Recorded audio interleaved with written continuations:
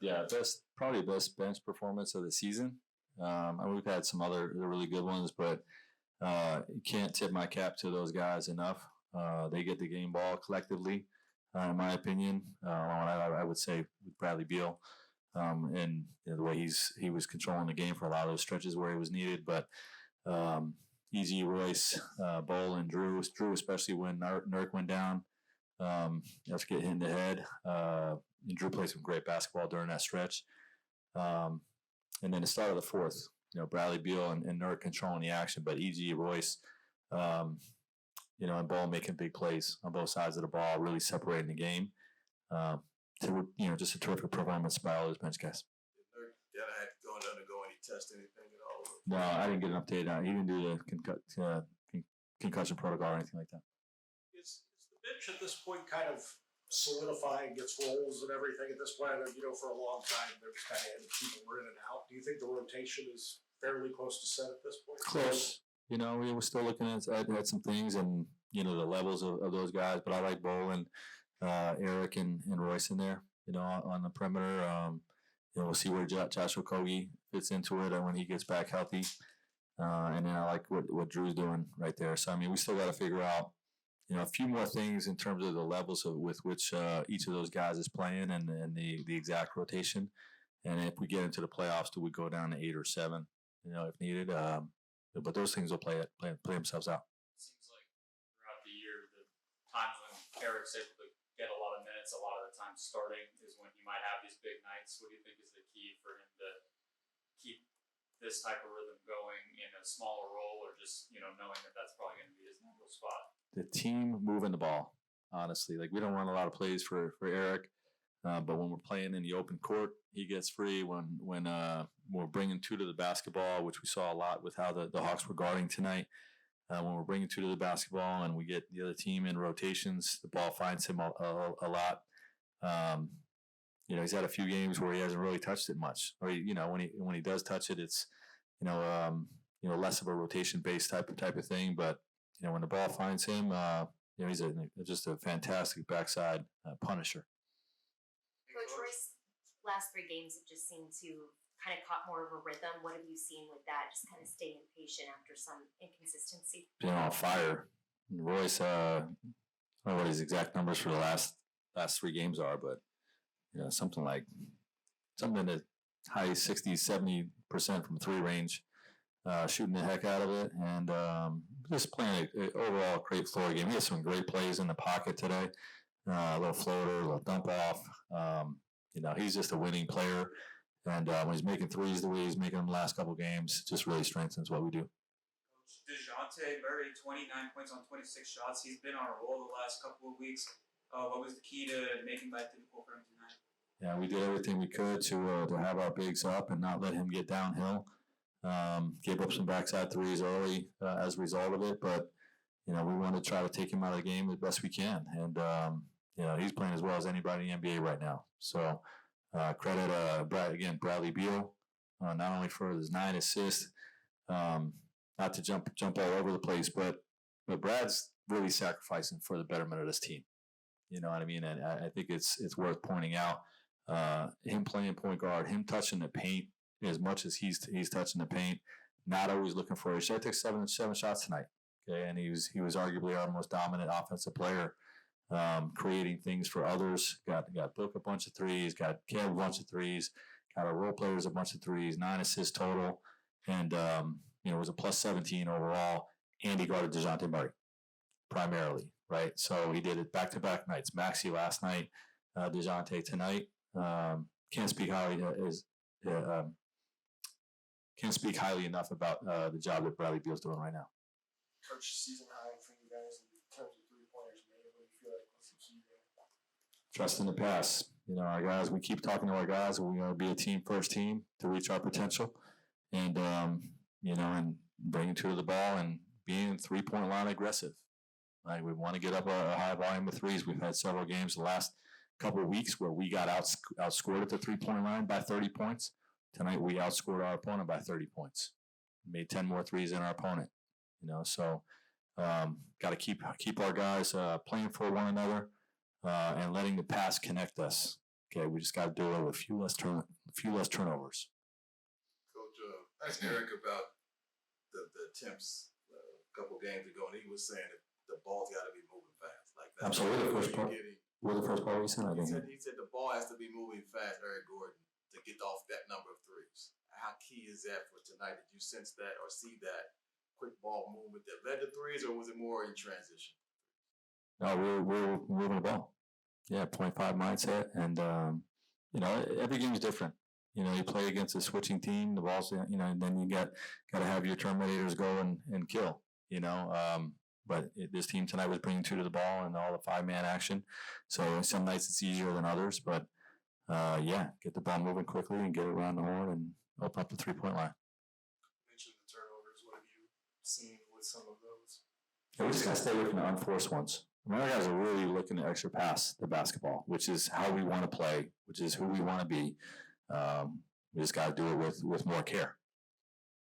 DeJounte having some words with you and the bench there. Is that a With me? No, I was just trying to get it flavored too, just to help our team. I told him that's a game. I know he didn't mean it. I mean, it was just a basketball play. So I talked to him afterwards. You guys are 12 games above 500 for the first time this season. So is that something positive that you can take with you into this 5-game road trip? Not good enough. It is positive. Yeah, but we got to keep climbing. We want to finish in the top 6, and the competition is fierce. Some great teams in the Western Conference. So it seems like everybody in the league's been on a winning streak. I know Sacramento and Pelicans lost tonight, but everybody's been winning, and we got to keep pace and just keep moving up the ladder. Outside of what you were able to get from Eric on the court, what does it do for you as a coach to have another veteran voice kind of echo your same sentiments?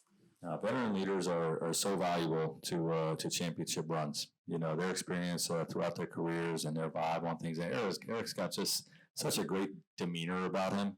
Like nothing phases him. He's seen a bunch. He knows he's got a purity about his experience level. Like he knows what good basketball is and what bad basketball is, and how to play team first ball. And his official title on our team is senior advisor. Right, he's not one of our captains, but he's part of our leadership committee, and he's been great in that regard. Last one, Brent. What do you think of your guys' performance in the fourth quarter, especially starting there without Book and Katie and still starting strong? Yeah, strong fourth. We mentioned a little bit earlier, but Brad and Nurk, playing in the pass and cut game was really good, and then the role players knocking down big threes and defended. Right, they really, I think it was a 16-5 run to start the quarter, and that set us off for a great night. We had a strong fourth quarter tonight. You can get something, at the bench is good, and they were extreme today. Drew played unbelievable when Nurk got hit. EG, Royce, all the way down the line. It's just more of what we expect out of our group, with the talent we have top to bottom. With you closing it out with the 3 threes, was those just a matter of, hey, I see it and, or in the flow of the offense, how would you assess how you were able to get those looks at the end there? I think, overall, especially these last 2 games, the ball's been hopping and, it's just been great energy. The more passes, the more swings that we get, the better energy and better shots we get. What's the key to cutting down on some of those turnovers that you guys have? I would say shoot more, especially in the paint. Avoid those passes in the paint, those low bounce passes. I'd just say, be more aggressive. Look to score the ball. Much more dangerous to make you guys when EG's pulling up in transition and being aggressive like that. It's unguardable. I've been on the other side of it. It's tough to deal with. When you think you're close enough, you're not. When you think he's too far out and he won't shoot it, he will. So, you always have to be on your toes, and, he still has that speed to go right by you and get a layup too. So it's a tough coverage. We know it's a 3-point heavy league, and it's hard to contest that shot without getting up under a shooter. I know that's been a point of emphasis in terms of contesting those shots. How do you feel you guys have done in the last 2 games? Like the ones that have been getting fouls on? Yeah, like after the Bucks game, I know Vogel said it was a point of emphasis, and then it feels like you guys have been a lot more aggressive in best team lately. Yeah, you just have to, get guys off the line and, avoid their landing space. But guys are good; they jump forward on their shots a bit. Um, so it's tough, but like you said, there's a lot of guys that are just living and dying by the three. So once you run them off the line, it's something that they're not used to. Devin, it's been the last couple of games in foul trouble for you. What's going on with that? You think? I've been fouling. I mean, so you would say it was just strictly on you with that? Except for that last one, that one, the one we challenged, it wasn't a foul. Whenever I do like just a light grab or something that I think is, not enough to be a foul because I feel it most of the game being done to me, and it gets called immediately. It's still a foul. It's just the consistency of calling it on both ends. I watch people wrestle Kevin Durant all night, and then one little grab or hold is called immediately. Then you guys started out kind of slow and really picked it up there. What do you think was the key for that? Just keep playing, understanding that, there's 4 quarters to a game. And, a lot of us have been in plenty of situations, especially with the modern NBA, and understanding no lead is, out of reach, especially with the firepower we have over here. So, I don't think anybody on our team was startled or phased. We just regrouped and continued playing, and it worked out well for us. Devin, you obviously have your own relationship with the game of basketball, but when you see your teammate Eric Gordon still going with this game after 15 years, is it inspiring or encouraging to you? It was inspiration all around me. We have Thad on the team now. I grew up playing against EG10 All-Stars. I played against Team Thad. I've played against Bradley Bill Elite. So, these guys are embedded in the game. Obviously, IT being a new addition, his love for the game is unmatched. So, there's just complete inspiration around all of us every day, and, I feel it. Devin, Coach challenged you guys after last night's win to play more together. How do you think you guys answer the call, and moving forward down this final stretch, what do you want to see yourself and this team do moving forward? Just win games. Still continue to have fun with it, and like Coach said, just continue to play together. And tonight was an example of that. Of this might be how the playoffs is. A team comes out hot. I think the more you can keep your head and stay together and just continue playing, I feel like we have the talent to do really special things. Do you have any thoughts on the Wildcats?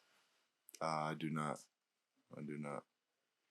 John, you guys are at that 12 games above 500, and it's for the first time this season. You guys have reached 11 over 500 twice. Would you consider that to be progression at this point in the season, or is still struggle with basically trying to get to a crack towards past that 6th spot? It's just kind of hard to keep up with it all. It's been years of that, and you start looking at other teams, who they're playing, and their matchups, and I just learned to focus on ourselves, and whoever we get, we obviously want to avoid the play-in, but if the play-in happens, then we play. So just control the controllables, keep working on ourselves, keep getting better, and I think we'll be in pretty good shape. Thanks, Will. Thanks.